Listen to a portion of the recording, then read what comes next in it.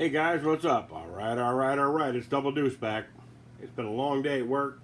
I thought I'd come home tonight and dig through some stuff and come up with some more videos for you guys.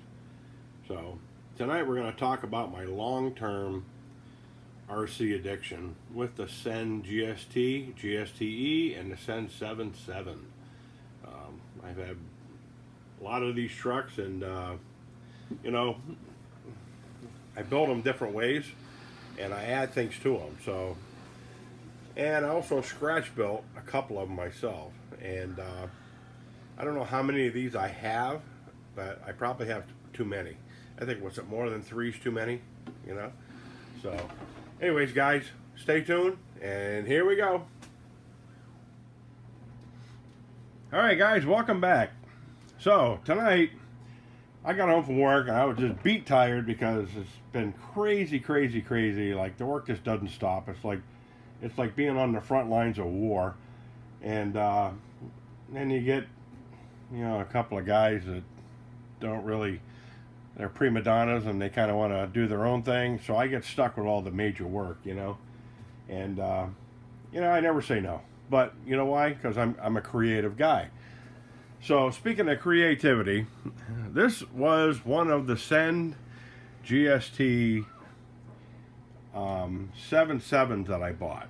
Now, this one here, I converted it to GSTE, and I bought a new bright body, and I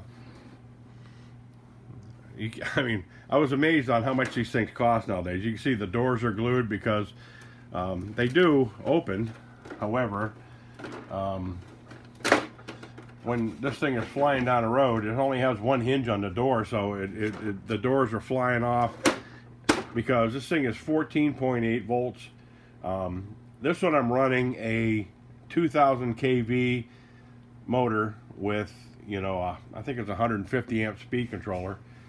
And I just bought all this stuff and just kind of like threw it all together. This one here was a piece together. I never bought one of these kits complete. Never. Back in the day, and even today, Dollar Hobby still parts out kits. So seriously, the frame parts were, I don't know, God, they were like 10 bucks, you know, for all the aluminum for the frame. And the shocks were like 50 bucks, you know, and the front and rear differentials were 50 a piece. So I actually bought these kits, not ready to run, but they would disassemble them and they would sell all the pieces off on the auction on eBay. So over time, the only thing I had to buy was basically a radio for these things.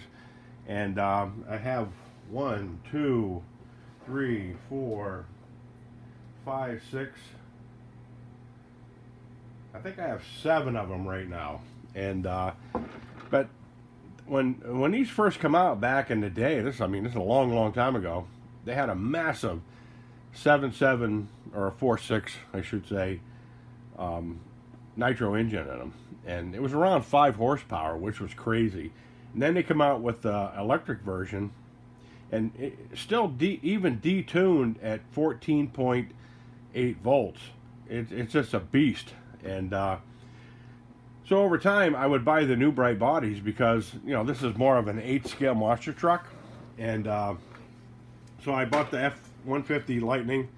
Actually, I bought this year before I even had this. I had this down in the basement because I always buy bodies and sometimes chassis when I see them that are a good deal. And this one here, I actually added a plow to it. And it's very simple because it's got a servo in the front here. I just mounted here on the 3rd channel because these are the gas version is a 3-channel because it needs the forward and reverse mode. And when you convert it to electric, you have an open channel. So the 3rd channel is for the servo to pick up the plow. And the plow itself was a simple brake tube. And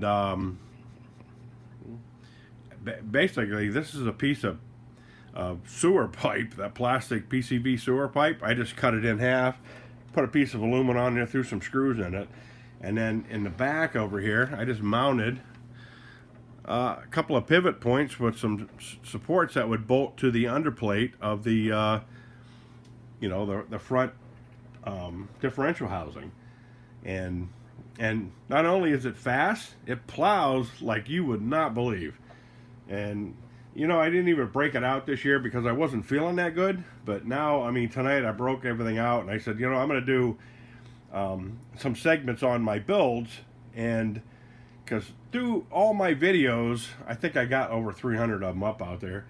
I mean, to sit there and just scroll through them in one night, it just, I mean, so I'm trying to categorize them, the bruisers, the Cens, you know, and go from there. But like I say, it's pretty scale looking. It's a little fragile, but it flies. So now we're going to break into, from here I started learning about the things, and I'll get to loading up another one here in a second. But I wanted to kind of go through the evolution of the Cens, okay? So now they had different chassis. They had red, blue, and green. And you'll see on some of my builds I have different chassis because they were just selling them off because they parted them out at Dollar Hobbies. And I think I only have a couple of the original bodies. They were like a dually looking body on the things. And they all had these crazy looking chevron wheels and these big rims until the American Force version came out. And so that one is kind of a special build, and it's been shelved for a long time, and I'll get to that one soon.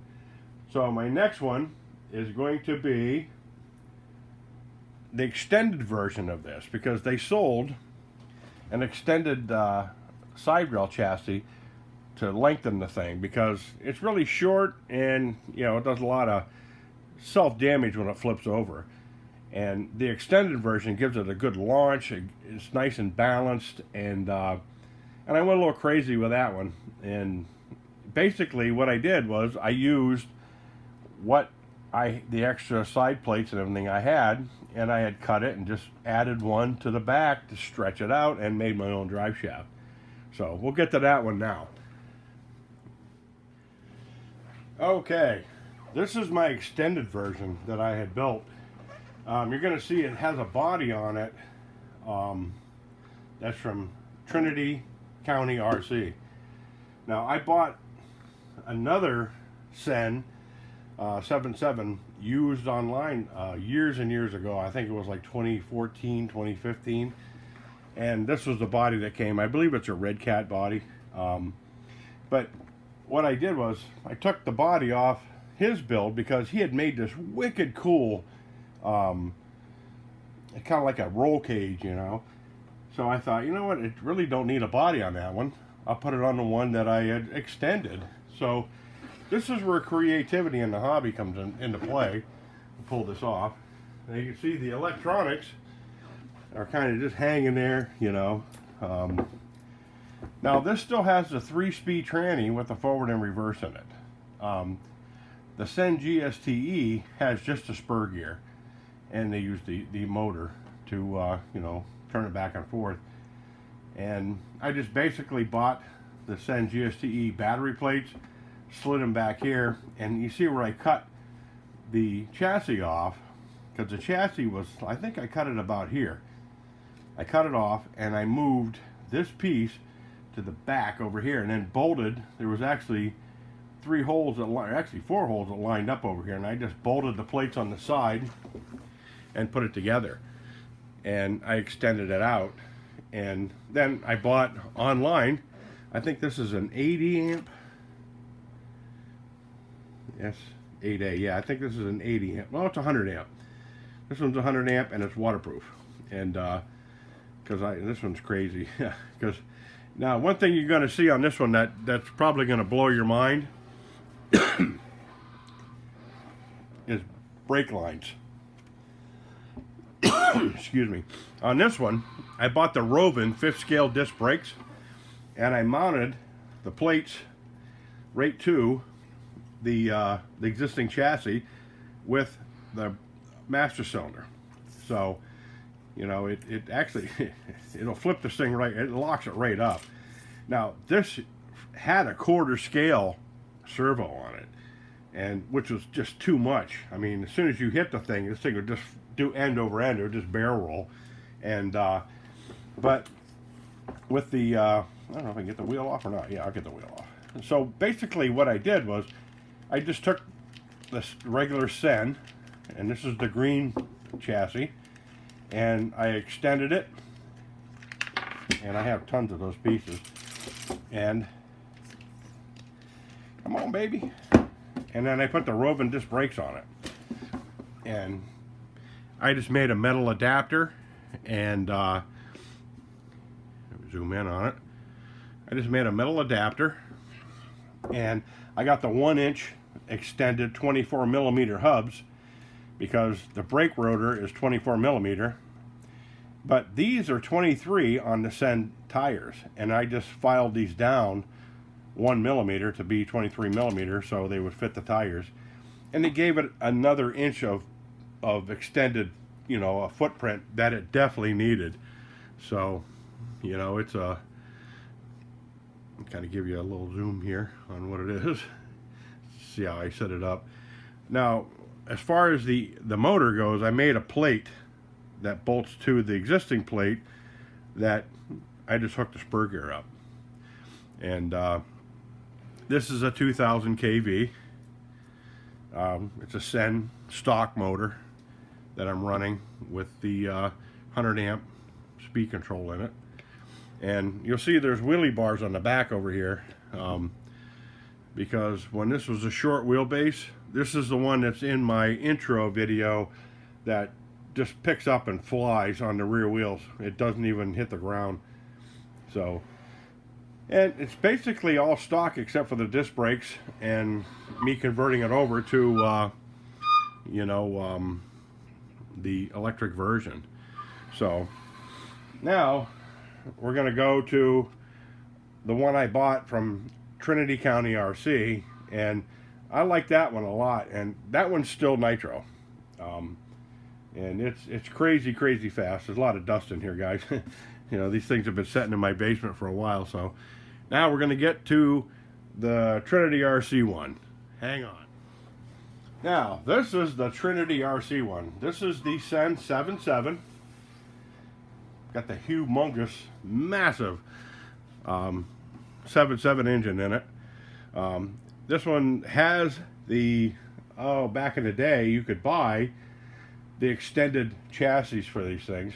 And the reason I nabbed this up, back in the day, I was buying the Cens for probably about 350 bucks for a complete unit in parts from Dollar Hobbies. They listed for over, I think, $700. And when this guy listed this one, it was $700, you know. But it has the cantilever front suspension in it, which is wicked cool. If you notice, it has, like, not 4, but 5 springs in the front of it. And it has 5 in the rear. And it is well balanced. I know it's all dusty and everything because it's been setting for years. And I thought, you know what, I'll break it out because I bought the American Racing Force wheels for it, and they're like wicked cool, and they fit on it, and they didn't fit on my other builds because the back spacing doesn't fit the disc brakes on them. So, you know, it's but this has like a cage on it. It did have this body. When I bought it, you know, it was just kind of sitting on there. But the cage looks pretty badass in my opinion, you know, and that's why I put the body on the other build there. And it gives it crazy amount of support too. So this one here I've had out a few times and it blasts, I tell you. But man, these things eat fuel like you would not believe. I mean, you know, I don't know what the, I think it's 100 and, I can't remember if it's 100, no, it's actually over 150 cc tank. But this thing will blow through this in about 6 or 8 runs and it's gone, you know. But man, is it fun. And to hear it shift first, second, third gear, and then you can slow it down, hit reverse, back it up, and hit it again. And it kind of shifts like a crotch rocket bike. It just way, you know what I mean, when it rolls through the gears. So this I'm going to get cleaned up here and try to get it running this summer, just because I can.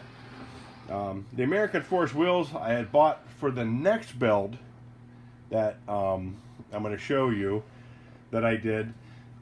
And it's kind of like a build that's been going on for years, and you know, over time, you know, you forget about what goes with what. When you're scratch building stuff, you can't remember exactly, you know, when you got 50 projects going on at once, you can't remember exactly what mates with what doesn't.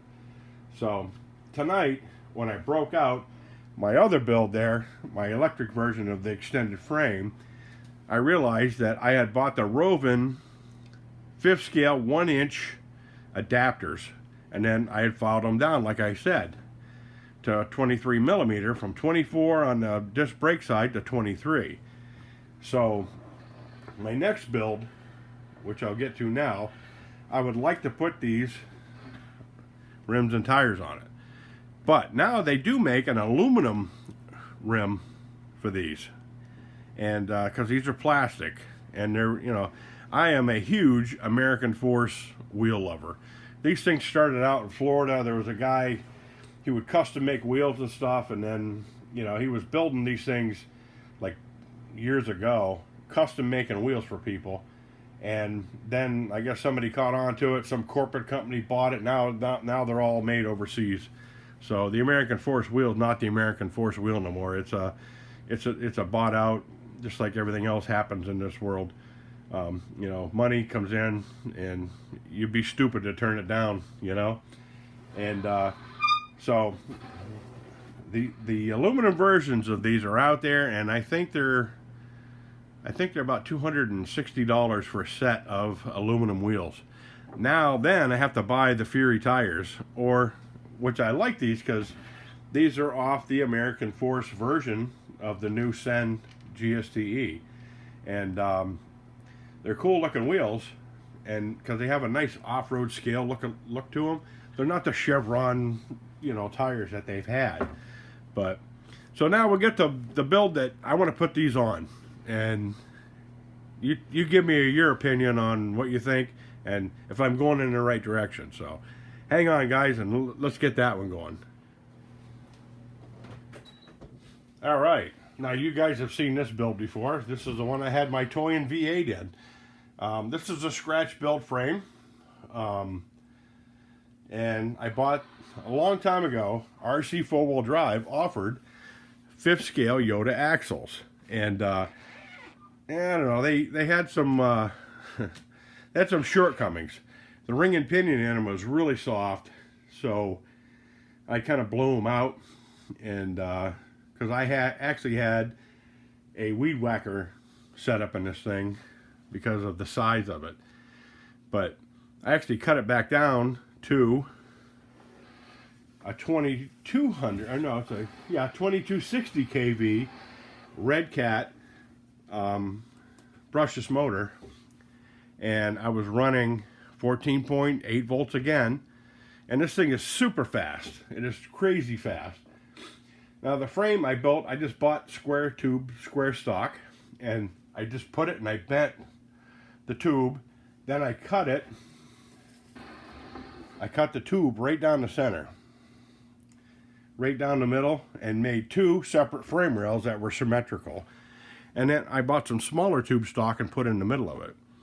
Now this one has the Roven disc brakes on it, and I don't know if I can get a wheel off here to show you guys how I had mounted these things, because I don't have my wrench with me, so I'm going to have to fudge it with these vice grips here to get that off there to show you the disc brakes.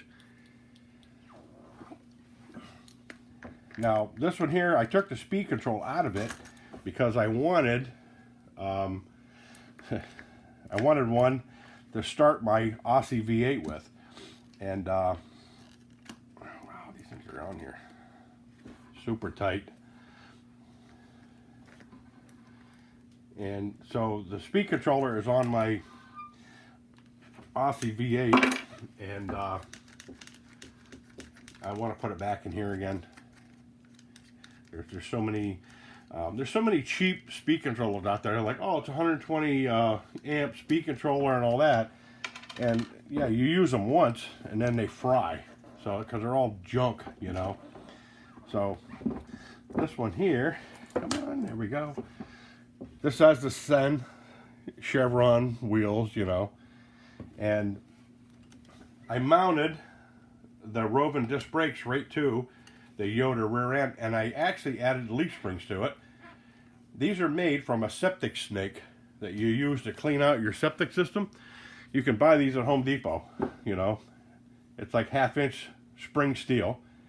And so basically the whole frame, even this here, I'd made out of a couple of brake tube, you know, or brake line end or fuel line ends, and just, you know, put a piece of shaft through them and cut a piece of metal. And then I bought these little Heinz joints at my local NHD hardware store, and kind of set that up that way.